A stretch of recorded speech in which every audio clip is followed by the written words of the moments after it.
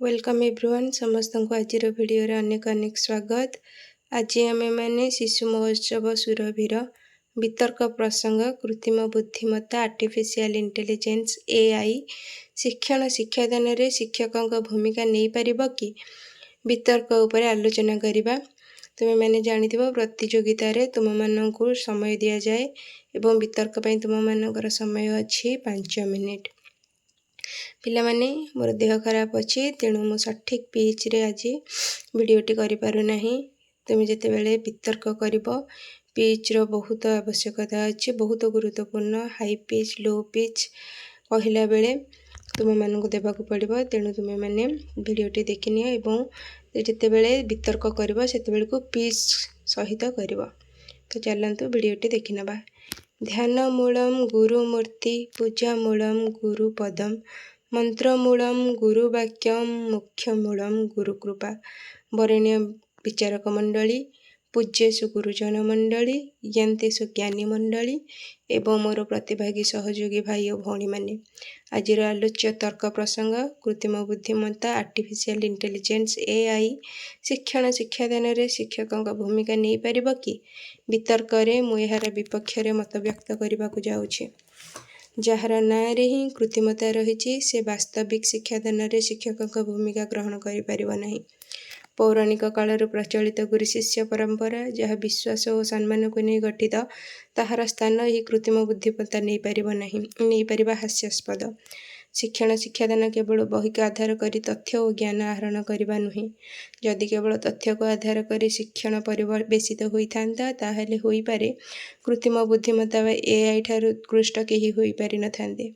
किंतु शिक्षण शिक्षादान हेउचे शिक्षार्थीर आवश्यकता अनुଯାयी तथ्य प्रदान सहित व्यवहार रे सकारात्मक परिवर्तन व्यक्तित्व विकास एवं चिंतनशील प्रगति।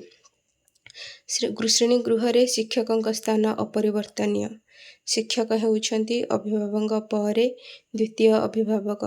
गुरु एवं शिष्य मध्य रे भावनात्मक संपर्क कृत्रिम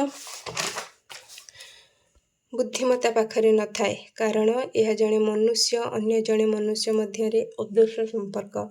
शिक्षक केवल जड़े मेसीन नुहंती जे कि केवल तथ्य प्रदान करती। से आमको प्रेरणा आवश्यक बेले जत्न नेबा सह आवेगिक भावे शिक्षार्थी सह जोड़ी होई थांती। एहार एक निच्छक उदाहरण भावे आमे भारतर प्रथम कृत्रिम बुद्धिमत्ता शिक्षयित्री आइरिश नहीं पारिबा, जहाँकि 2024 रे केरला ठारे नियोजित करा जायतिला। एहार गोटे ह्यूमैनॉइड AI रोबोट थिला, किंतु एहा परे भारत रे द्वितीय कृत्रिम बुद्धिमत्ता शिक्षकों विषय रे निजे कृत्रिम बुद्धिमत्ता पाखरे मध्य तथ्य नहीं, कारण भारत रे सुलभ शिक्षार आवश्यकता रही। AI बा कृत्रिम बुद्धिमत्तार परिचालना पई इंटरनेट एवं नियमित अपडेटर आवश्यकता पड़े, जहाँकि एबे मध्य भारतर प्रत्येक सरकारी विद्यालय रे उपलब्ध नहीं।